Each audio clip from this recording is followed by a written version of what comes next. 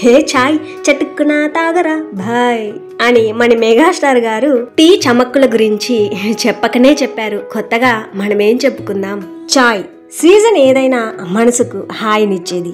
అల్లం, యాలుకలు, లవంగాలు, మిరియాల కలయికతో తయారయ్యే ఈ మసాలా టీ రంగైనా రుచి అయినా మరుగుతున్నప్పుడు వచ్చే ఆ గుమాయింపైన బయట టీ స్టాల్ని గుర్తు చేస్తుంది. సరే, ముందుగా టీ గిన్నెలోకి టీ ఎంత కావాలో దాన్ని బట్టి నీళ్ళు వేసుకోవాలి. ఈ గ్లాస్ కొలత ప్రకారం 1.5 గ్లాస్ దాకా నీళ్లు, 1 గ్లాస్ దాకా చిక్కటి పాలు వేస్తే ఒక నలుగురికి అయితే టీ సరిపోతుంది. తగినన్ని నీళ్లు వేశాక ఈ నీళ్లు వేడెక్కడానికి లో ఫ్లేమ్లో ఉంచి పక్కన చిన్న రోట్లోకి నేను తీసుకున్న నీళ్లు, పాలగాను, 2 యాలకులు, 3 లవంగాలు, ఒక 7-8 దాకా మిరియాలు. ఇక్కడ టీ ఎంత కావాలో దాన్ని బట్టి ఇవన్నీ కూడా వేసి గ్రైండ్ చేసుకోవాల్సి ఉంటుంది. వేసిన ఈ యాలకులు వీటన్నిటినీ కూడా కొంచెం మెత్తగా గ్రైండ్ చేసుకోవాలి. ఈ విధంగా మిక్సీ జార్లో అయినా గ్రైండ్ చేసుకోవచ్చు, కానీ కొంచెం కొంచెం వేస్తాం కాబట్టి మరీ మెత్తగా అయితే గ్రైండ్ అవ్వదు. ఇక్కడ వేసే ఈ మసాలా టీలో లైట్గా అయితే ఉంటుంది. మసాలా కొంచెం ఘాటుగా ఉండాలి అంటే ఇక్కడ వేసినవన్నీ కూడా ఇంకా 1-2 దాకా అయినా వేసుకోవచ్చు. వీటిని మెత్తగా దంచిన తర్వాత అల్లం ఈ మాత్రం ముక్క, తొక్క తీయకపోయినా శుభ్రంగా కడిగి అయినా వేసుకోవచ్చు, తొక్క తీసైనా వేసుకోవచ్చు. వేసిన అల్లాన్ని కూడా మెత్తగా దంచుకోవాలి. మసాలా ఈ విధంగా గ్రైండ్ చేసే ముందు గుర్తుంచుకోవాల్సింది ఏంటయ్యా అంటే, ఈ మసాలాలు మరీ ఎక్కువ వేసారా ఉంటే ఆ టీ మరీ ఘాటుగా ఉంటుందని గుర్తుంచుకోవాలి. ఇక్కడ నేను వేసిన మసాలా ఒక నలుగురికి సరిపడా టీకి అయితే సరిపోతుంది. చూడండి, ఈ మాత్రం మెత్తగా దంచుకుంటే సరిపోతుంది. ఈ మసాలా రెడీ చేసుకునే లోపు నీళ్లు కూడా మరుగుతూ ఉంటాయి. నీళ్లు ఈ విధంగా మరుగుతుండగా ఇందాక రెడీ చేసుకున్నాం కదా, ఈ మసాలా వేసుకోవాలి. ఈ మసాలాతో పాటు ఇక్కడే టీ పొడి కూడా వేసుకోవాలి.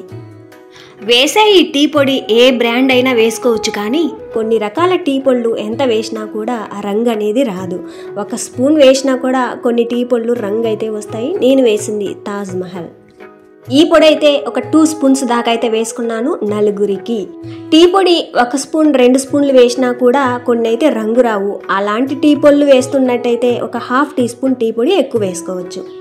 మసాలాలోని ఘాటు, వేసిన టీ పొడిలోని రంగు, ఫ్లేవర్స్ మొత్తం కూడా ఈ నీళ్ళల్లో కలిసి బాగా ఉడికి ఈ నీళ్లు సగం అయ్యేదాకా ఉడికించుకోవాలి.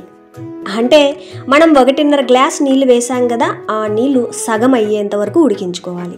అప్పటిదాకా కూడా లో ఫ్లేమ్లో ఎక్కువసేపు, మీడియం ఫ్లేమ్లో తక్కువసేపు ఉడికించుకోవాలి. ఆ విధంగా 1-2 నిమిషాలు ఉడికించుకుంటే సరిపోతుంది. నీళ్లు కూడా కొంచెం ఆవిరైపోయి చూడండి ఈ విధంగా ఎర్రని డికాషన్లా తయారైంది అంటే ఓకే. ఇప్పుడు ఏం చేయాలంటే పాలు వేసుకోవాలి. ఏ గ్లాస్తో 1.5 గ్లాస్ నీళ్లు వేసుకున్నామో అదే గ్లాస్తో 1 గ్లాస్ దాకా చిక్కటి పాలు వేసుకోవాలి.